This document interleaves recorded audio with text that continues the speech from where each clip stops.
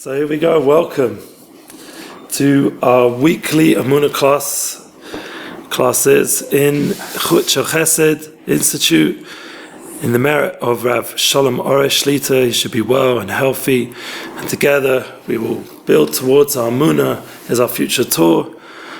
And and Rosh Hashanah 2019, we have a beautiful English program. Great news, Rav Arush himself has agreed to speak many times over the weekend of Rosh Hashanah, beginning on the 25th of September. We are landing in Uman with the Uman Express, and then we're going to go Thursday night to the new shul, the Uman Shul of Chutz Chesed, the new Uman Shul, and have Rav Arush speak with Rav Grad in English. Very exciting translation, and please God, we'll have a live hookup, which is thankful. We have a lot of people waving already on today's live hookup, and that will be from Uman in 9 weeks from now. We already spoke about the 10 weeks in last class. We mentioned Emuna is our future with journey. We're on a journey, and this week is even more exciting because not only do we have Rav Arush in Uman and Emuna is our future tour, but we have right now the Parsha. We have Rav Shalom Arush back, Baruch Hashem, with us, hopefully the Shabbat in Yerushalayim together. My son mentioned he wants to be there. We have the opportunity to be around holy people, Tzaddikim, and together to bring unity, Achdus, amongst the Jewish people. This is the key for these 3 weeks. We mentioned there's 42 time periods during this time. That's right, 42 special journeys that we're all going through, every one of us. And all of us have the opportunity during these 42 times, which is basically the 21 days of the 3 weeks of Bein HaMetzarim, to find that point of truth within, that point of Emuna. Every one of us has that place inside of us. Everyone is welcome in their own way to enter that world with me today. And hopefully, during these 10 or 15 minutes, we'll, on a weekly level, go deeper and deeper into that inner point, and it will give us that place of fulfillment that Rav Shalom Arush taught us, and many other tzaddikim like Rabbi Nachman himself, Rabbi Nachman ben Simcha, Rabbi Nachman ben Feiga, to give us the right eitzes and the merit of tzaddikim. Hashem should put into our mouth the right words on a weekly level. We have during these 3 weeks an opportunity to fix up our mouth, how we speak, how we hear, we understand things, and how we see things. And we have to remember that in the end, everybody has their challenges, everybody has their place of feeling where there's a desertion, a feeling of emptiness, a feeling of space. Hashem made it this way so we can have choice. We have bechira. We could choose. We could choose Emuna over doubt, over fears, over anxiety, over pain, over distress. We could choose the path of Emuna so that we could enjoy this world. As I remember many times Rav Shalom Arush Shlita singing on our tour, there's Emuna or Gehenna. Emuna is a time of belief and truth, or God forbid it could be suffering and pain. And even if we're in pain, we have to be real. That pain is part of the process to grow. That suffering brings us to new levels of understanding and traveling, journeying. In this week's Parsha, there's 42 journeys. This is something the whole world, globally, all of us are going to be reading during these special Shabbos of the 3 weeks. We're going to read together, finally together, the whole world united in the same Parsha. Matos, Massei in Chislar, it's outside Eretz Yisrael, and Rak Parshas, only Parshas Massei in the Holy Land. In the Holy Yerushalayim, we're going to read these 42 journeys that every one of us goes through, these Membes, Messiahs, and Nisais. We're all going through these journeys, every one of us. In my own life, I grew up in London. I wanted to give an example of how the path of Emuna opened up for myself, to help me find my soulmate, to help me bring me to the Holy Land, our homeland, and to help me bring my mission to sit here in front of you right now and talk on Facebook Live and talk, please God, on the channels of breslov.co.il and we have the YouTube and all the other places that we have the opportunity to be, like in Instagram. And thank God there's so many wonderful, wonderful places that we can be together. So what I'd like to offer everybody is the opportunity to join with us on Emuna as Our Future and go within. My personal journey is just a glimpse of how each person, as Rav Shalom Arush depicts in his Garden of Emuna, his own personal journey to Emuna. I was in London, and London, for me, wasn't such a spiritually inspired, wonderful place for me. It was more of a place of growth in terms of being around good people and finding my teenage self. And I always felt empty. I used to run a lot of nightclubs and be involved in a lot of events. I was a musician. I loved to play the guitar and sing and be dynamic and be involved with people. That was part of my wonderful journey personally. And I do thank Hashem for everything I had in London, all my friends and family, wonderful people, great people, people that I thank Hashem that I'm still friends with all of them and keep in touch as much as I can, to the point where I honestly say that my friends I made in London are my deepest and closest friends, even till this day.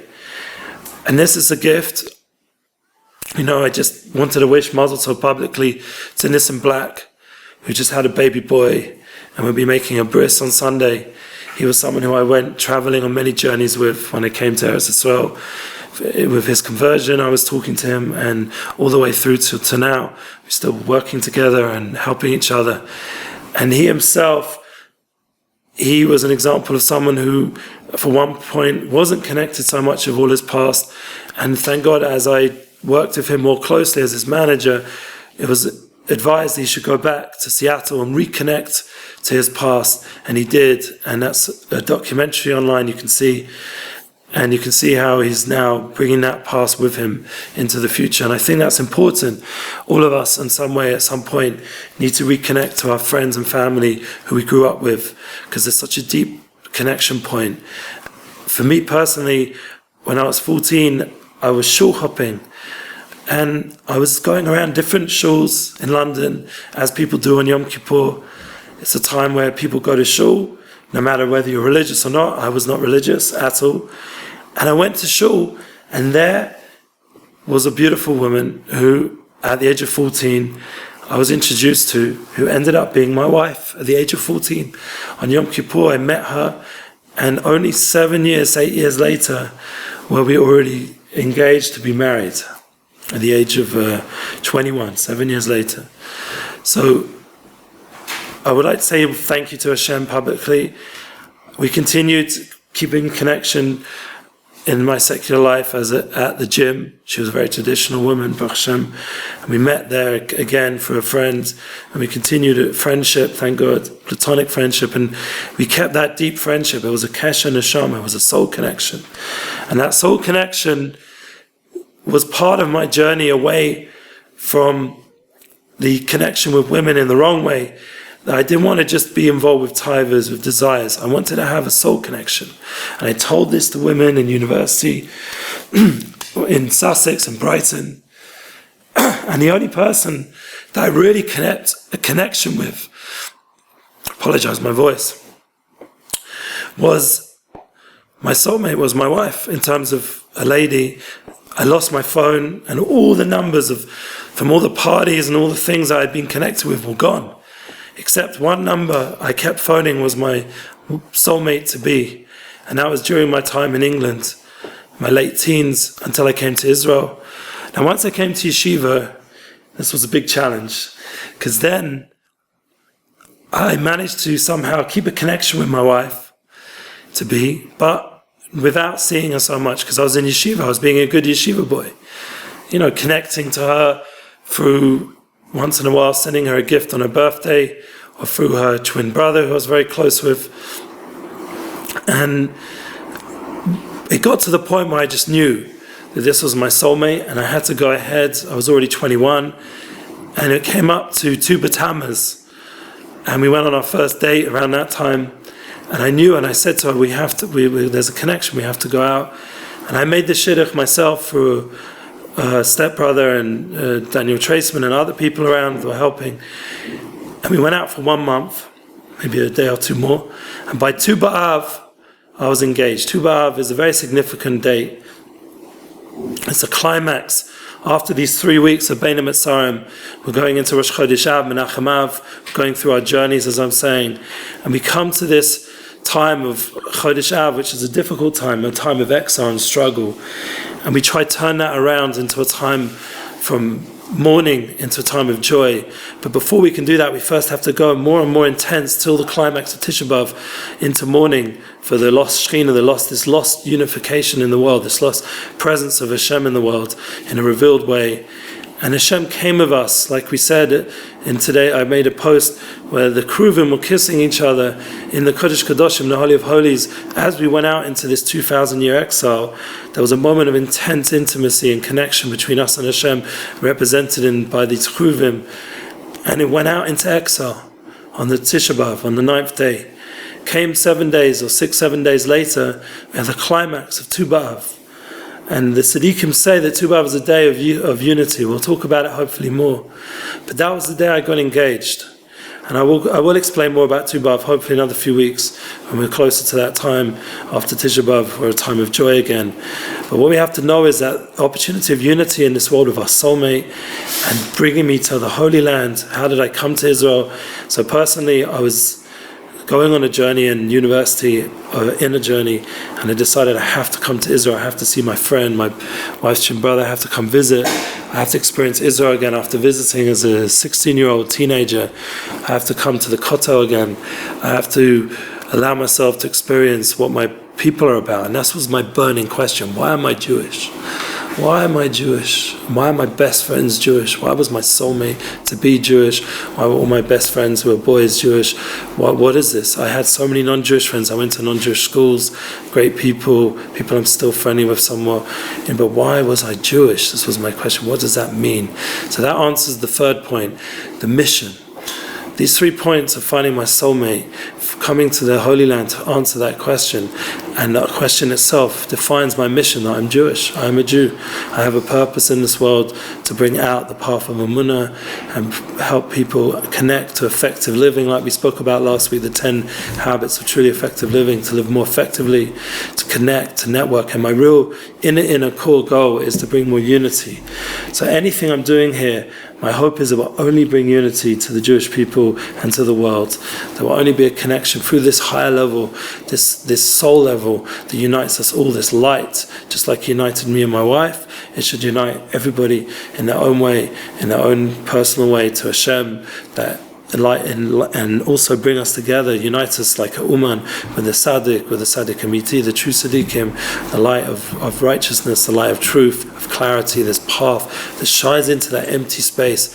So as we finish Sefer Bamidbar, and my personal journey comes to be in front of you now, talking in Yerushalayim, in the light of the Tzaddikim, with those wonderful advices from the Tzaddikim, the tremendous help and encouragement of the Tzaddikim. I just want to end off today's Emuna Weekly class to remind us that we're all on our 42 journeys, and that is our whole life. Every one of the Jewish people, Mem Beis is 3 times Yad.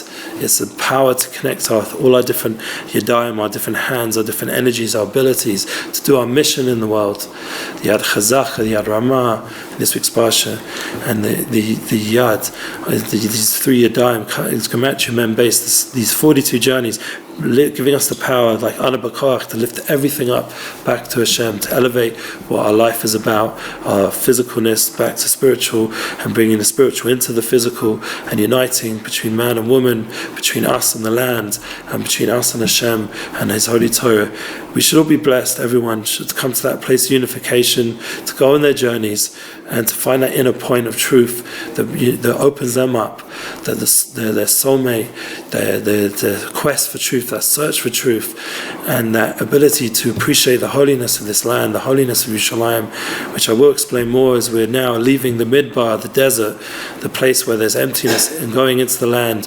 Sefer Devarim is all about us now entering into the land, the Holy Land, the land of Emuna, and that's what we hope to bring, that land of Emuna to you. For Emuna is our future tour, and everyone should come together. Amen.